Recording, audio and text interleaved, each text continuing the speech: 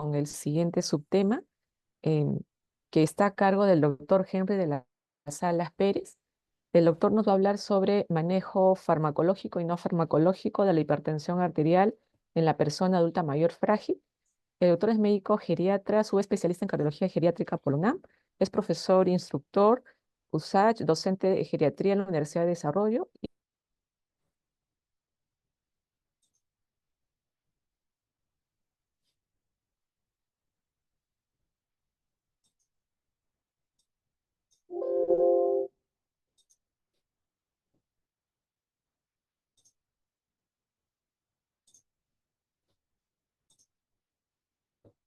Hola, buenas noches. No sé si se ve bien la pantalla.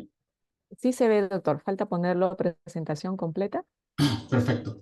Bueno, muchas gracias por la invitación a los coordinadores de este evento y bueno, me corresponde dialogar sobre el manejo farmacológico y no farmacológico de la hipertensión en mayores frágiles. Ya el doctor Miguel nos comentó y nos metió en un lío porque nos dice de que las guías claramente no nos ayudan con las metas, simplemente nos dejan al que el manejo sea individualizado.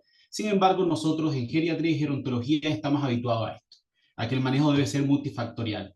Y es que cuando vemos el impacto en pacientes frágiles con hipertensión arterial, como muy bien han dicho, el estudio Spring, Hybrid y STEP nos han demostrado que al parecer hay un beneficio. Sin embargo, este beneficio en el tratamiento está disminuido en la población cuando está declinando, es decir, hacia fin de vida o cuando la fragilidad está severa.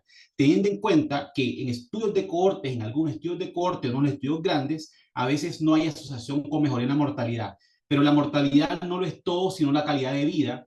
Y es por eso que el Optimize nos ha demostrado que no hace daño a los pacientes que han sido excluidos los estudios, que están con fragilidad severa, de prescribir.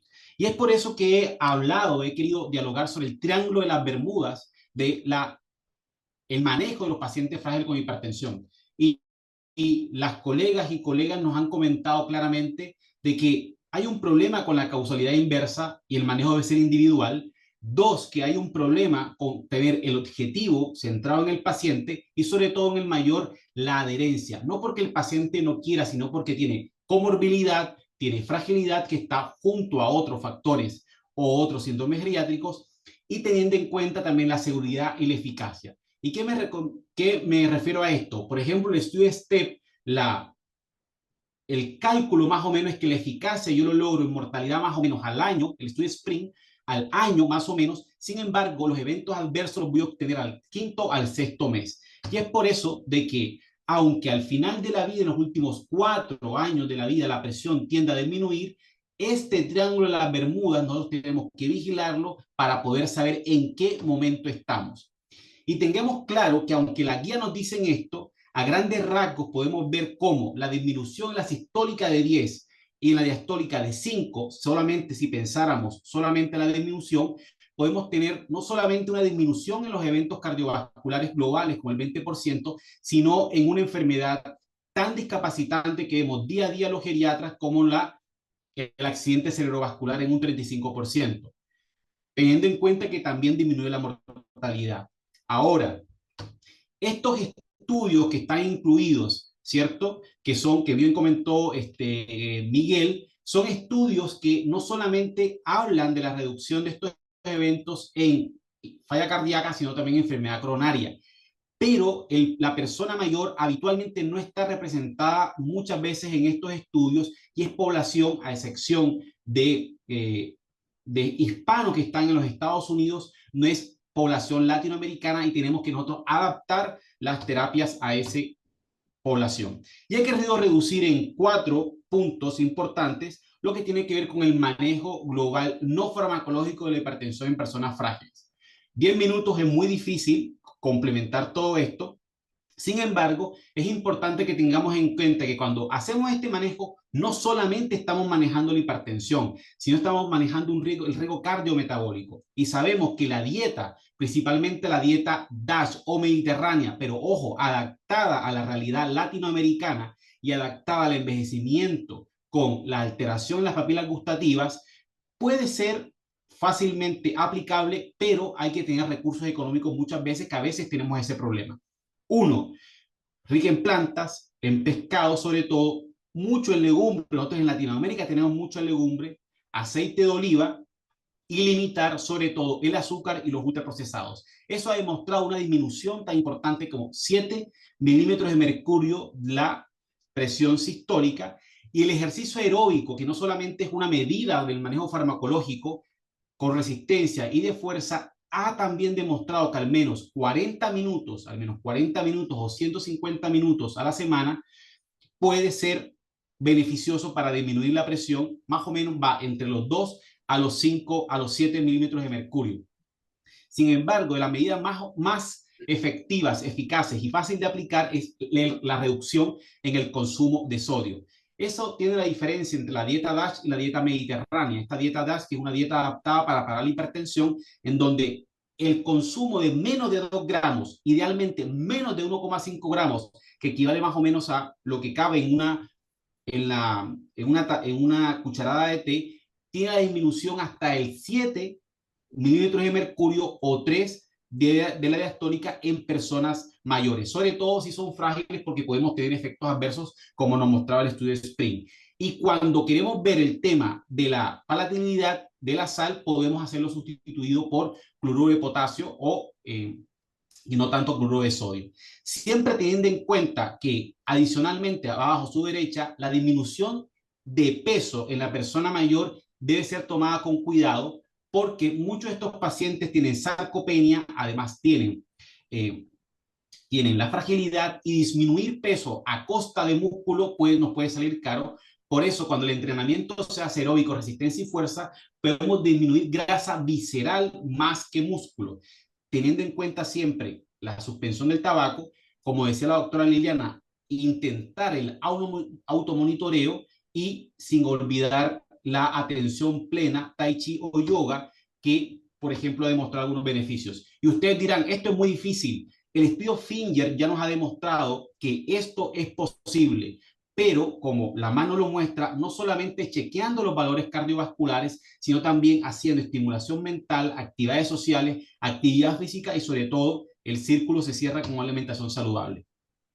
Vemos cómo el estudio todo un estudio bastante viejo, pero es un estudio que pudo incluir personas mayores, en donde más o menos 300 personas randomizadas a 2 rangos. Vemos cómo la reducción de sodio menos de 1,8 gramos por día, junto a la baja de peso, vemos en la Cooper-Clapper-Meyer cómo disminuye el endpoint primario, ¿cierto? Y esa disminución está influenciada, está impactando también la disminución de la presión arterial. Es decir, es posible, teniendo en cuenta la palatabilidad de los alimentos, que se puede mejorar variando los preparados o usando condimentos naturales. Con respecto al Tai Chi, a la izquierda, vemos cómo el estudio de Wen Sao Sao, tenemos más de 3.800 pacientes que en este metaanálisis podemos ver cómo en esta curva, ¿cierto? Si vemos a la mitad a la izquierda, el Tai Chi practicado al menos 5 veces a la semana, al menos 30 minutos, tiene un efecto importante en la reducción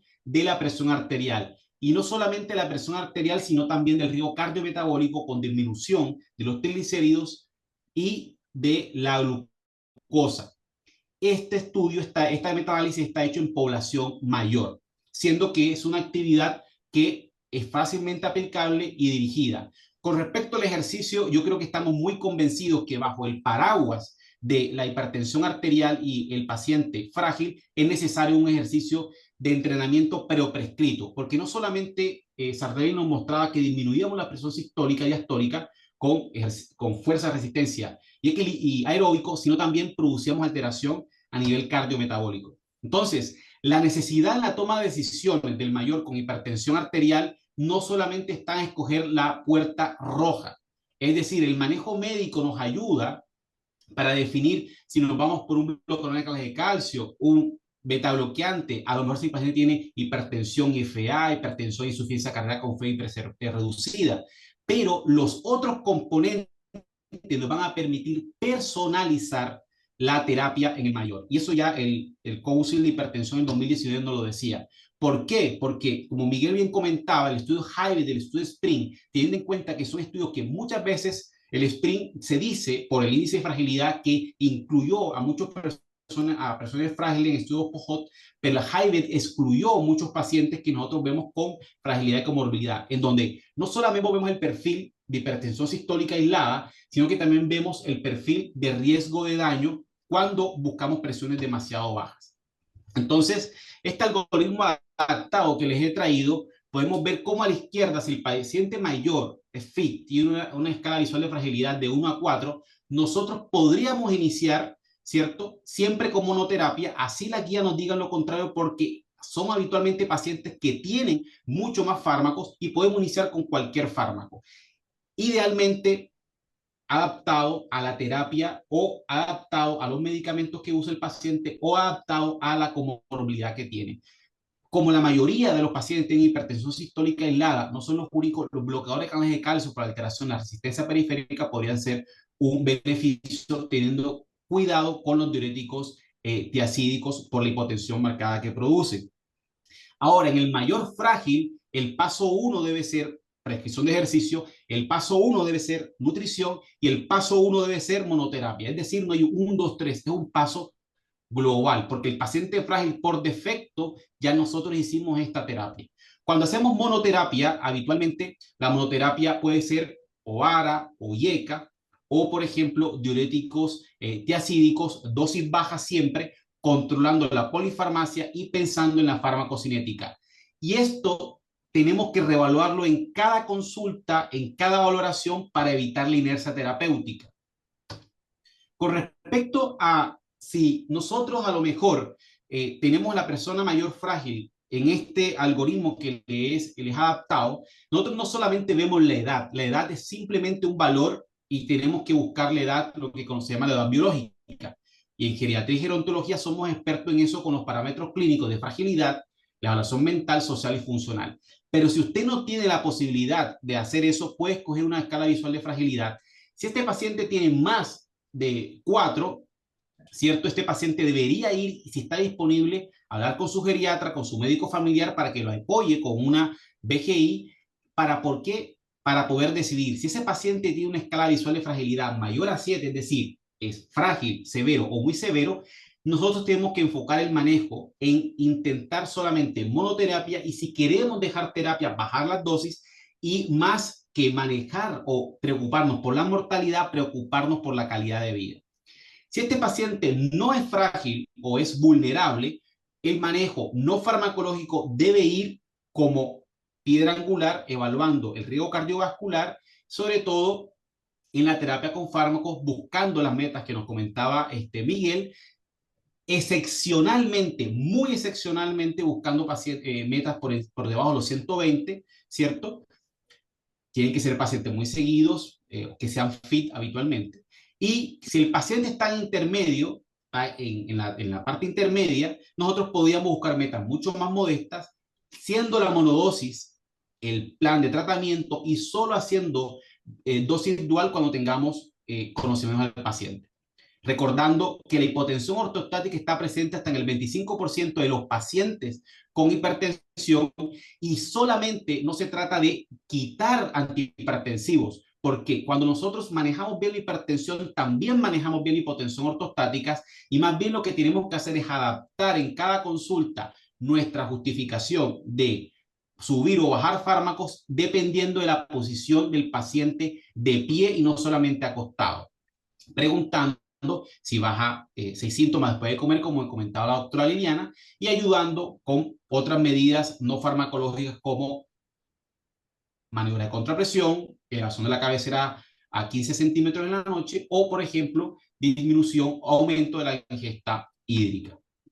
Y para finalizar, teniendo en cuenta que la desprescripción no debe ser la excepción, sino que en pacientes que han sido excluidos de los estudios pivotales como el SPRING, el HIVET, ¿cierto? El STEP, vemos cómo el estudio Optima y nos ha demostrado en pacientes que, por ejemplo, están excluidos, pacientes que están en lugares de larga estadía o pacientes que están con fragilidad severa, que no han tenido cambios sustanciales en su presión arterial en los últimos meses, vemos como en pacientes que toman más de 2 medicamentos, con una media de 85 años, con este número más o menos de 600 lugares en sitio de atención primaria, que es población totalmente diferente a la nuestra, vemos cómo no fue inferior 2 fármacos a un fármaco en los pacientes que tienen presión estable, y la estrategia de prescripción que está a la derecha no solamente debe ser reducir o quitar el medicamento antihipertensivo, sino seguir para ver el evento adverso y ver si el paciente presenta síntomas, reintroducirlo y no caer en la inercia terapéutica,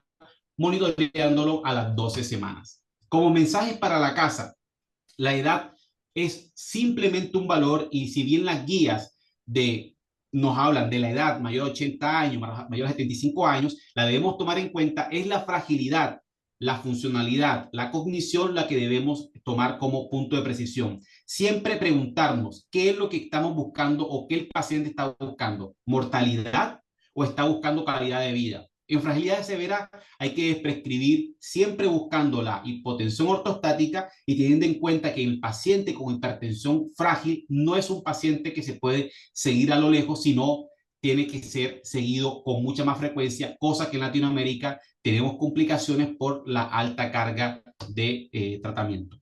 Y las 80, yo le coloco el 80, pero en cardiogeriatría el futuro tiene que ser la prevención para evitar que estas decisiones que estamos tomando a final sean decisiones que comiencen desde el principio con medidas cardiometabólicas en donde el ambiente social y la comunidad estén presentes.